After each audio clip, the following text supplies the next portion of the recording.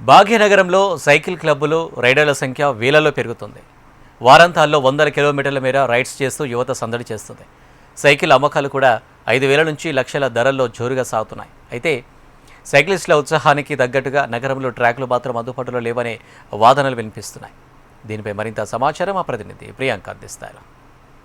ఒకప్పుడు సామాన్యుడి రవాణా సారథిగా ఉన్న సైకిల్ ఇప్పుడు హెల్తీ లైఫ్ స్టైల్కి సింబల్గా మారింది. నగరంలో ఎక్కడ చూసినా సరే ఐటీ ఉద్యోగులు, పెద్ద పెద్ద వ్యాపారులు కూడా ఈ సైక్లింగ్ వైపు అయితే పెద్ద సంఖ్యలో మొగ్గు చూపుతున్నారు.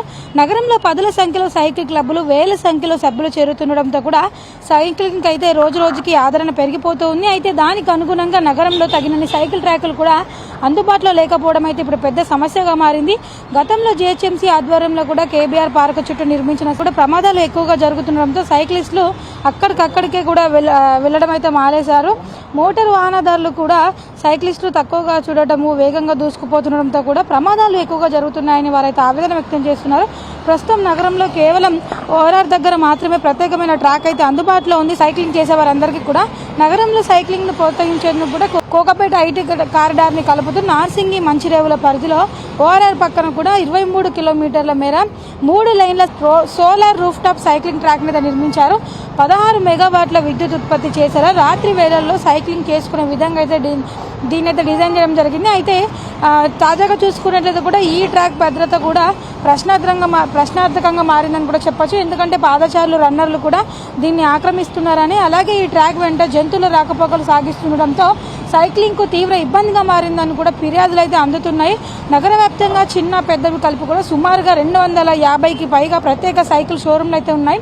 సగటున నెలకు 5,000 నుంచి 7,000 సైకిల్ కూడా అమ్మడవుతున్నట్లు కూడా అంచనా వేస్తున్నారు. అయితే వాటిలో దాదాపుగా 15% వరకు ఎలక్ట్రిక్ సైకిల్లే ఉంటున్నాయి. అయితే ప్రస్తుతం నగరంలో క్రమం తప్పకుండా సైక్లింగ్ చేసేవాళ్ళు దాదాపుగా 70,000 వరకు అయితే ఉంటారు. వీరంతా పార్కులు, గైడెడ్ కమ్యూనిటీలో కూడా సైక్లింగ్ చేస్తున్నారు. అయితే మెట్రో బస్ స్టేషన్ల నుంచి ఐటీ పార్కులకు వెళ్లేలా డెడికేటెడ్ సైకిల్ లేన్స్ కూడా నిర్మించాల్సిన అవసరం అయితే ఎంతైనా ఉందని కూడా, అలాగే నగర పరిధిలో ఆక్రమణకు గురైన ఈ పాత సైకిల్ ట్రాకులు ఏవైతే ఉన్నాయో వాటన్నిటిని పునరుద్ధరించాలని సైక్లింగ్ ప్రియులతో కోరుతున్నారు. మరోవైపు చూసుకున్నట్లయితే కూడా అంటే ఇప్పుడున్న రోజుల్లో, అంటే గతంతో పోలీసు ఇప్పుడున్న రోజుల్లో కూడా చాలా వరకు హెల్త్ కాన్షియస్ కూడా చాలా మందికి అయితే పెరిగిపోయిందని కూడా చెప్పొచ్చు. ఎందుకంటే ఒకప్పుడు సైక్లింగ్ చేసేవారు అంటే చాలా తక్కువగా ఉండేవారు.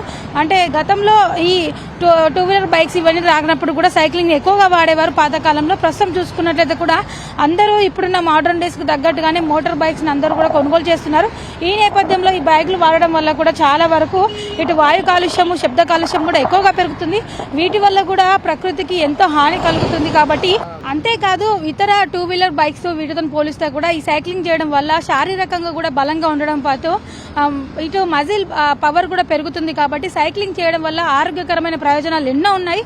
వీటన్నిటినీ కూడా అందరికీ తెలిసే విధంగా ప్రతి సంవత్సరం జూన్ 3వ తారీఖున ప్రపంచ సైకిల్ డేని నిర్వహిస్తారు.